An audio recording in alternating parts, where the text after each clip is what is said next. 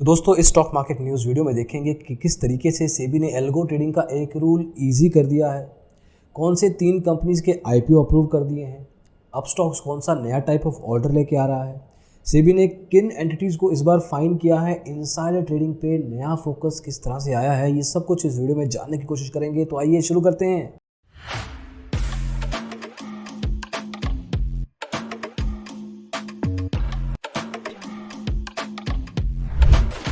दोस्तों algo trading जो ज़्यादातर इंस्टीट्यूशनल इन्वेस्टर्स के द्वारा की जाती है, मतलब आप और हम नहीं कर पाते क्योंकि बहुत सारे रूल्स एंड रेगुलेशंस आज की तारीख में एल्गो ट्रेडिंग के ऊपर हैं। तो इंस्टीट्यूशनल इन्वेस्टर्स के लिए सेबी ने एक रूल को रिलैक्स कर दिया है। कमोडिटी डेरिवेटिव सेगमेंट्स में ऑर्डर्स पर सेकंड OPS किसी ज़माने में 20 ऑर्डर्स पर सेकंड लगाए जा सकते थे, जो कि बहुत ज़्यादा थे already from a retail point of view. लेकिन एल्गो ट्रेडिंग में आप एक ही सेकंड में पता नहीं कितने ऑर्डर्स इकट्ठे एग्जीक्यूट करते हैं और मल्टीपल सिस्टम से ऑर्डर इकट्ठे एग्जीक्यूट होते हैं, मल्टीपल यूज़र्स के लिए भी। तो ऑर्डर्स पर सेकंड पर यूज़र्स का लिमिट 20 हुआ करता था, फिर 100 हुआ, अभी 120 ऑर्डर्स पर सेकंड लगाए जा सकते हैं एक इंस्टीट्यूशनल इन्वेस्टर्स के द्वारा पर यूज़र आईडी पे। अब एल्गो ट्रेडिंग का कॉन्सेप्ट सुपर स्पीड पे ही काम होता है, जहाँ पे ऑर्डर्स इकट्ठे एग्जीक्यूट करवाए जाते हैं। अब इंस्टीट्यूशनल इन्वेस्टर जो कि भारत में अच्छा खासा स्टेक लेके रखता है in terms of the volume and turnover, हालांकि रिटेल इन्वेस्टर का भी अच्छा खासा पार्टिसिपेशन आया है, बट जब बात आती है कमोडिटी डेरिवेटिव्स की and specifically for institutional investor, इनके लिए रूल आसानी से मान लिए जाते हैं, बेंड कर दिए जाते हैं। एक्सचेंजेस को बोल दिया गया है कि अपने सिस्टम्स को और इम्प्रूव कर लो, क्योंकि हम आगे चल के इस 120 को और बेटर और इम्प्रूव और हायर कर सकते हैं।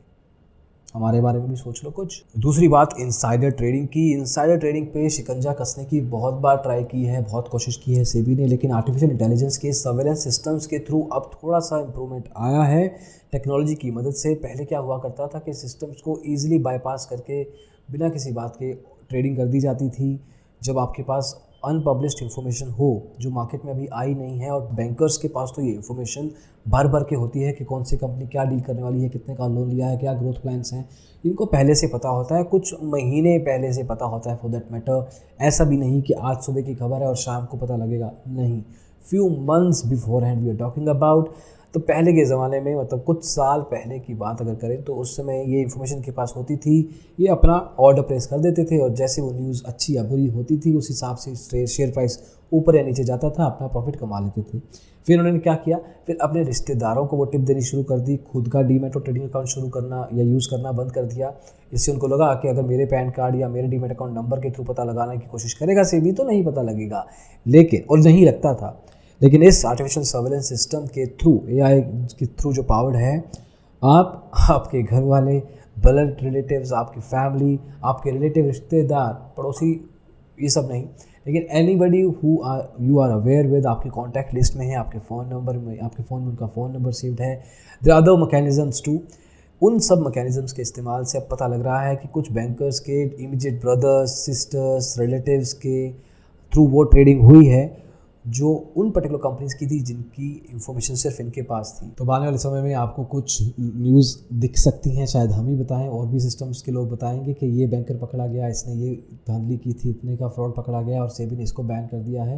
लेकिन अब सेबी इस डायरेक्शन में जा रहा है। अब ये डायरेक्शन है उसमें कुछ लोग पकड़े भी जाते हैं, और तीसरी न्यूज़ उन 4 लोग ही हैं जो पकड़े गए हैं।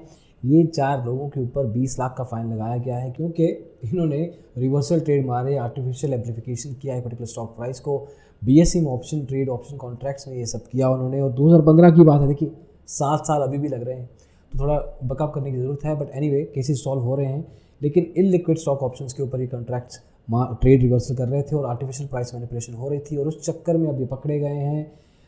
Okay, what ever the time they took was, लेकिन इस केस में 20 लाख का फाइन लगाया है सेबी ने। अब आई डोंट नो कि एग्जैक्ट वैल्यू का प्रॉफिट कितना कमाया, क्योंकि 2.191 करीब 2,20,000 ट्रेड मारे थे इन चारों ने मिलके एक ही दिन में इकट्ठे, which is around 8.71% of the overall trade, overall turnover of that particular contract for that particular day.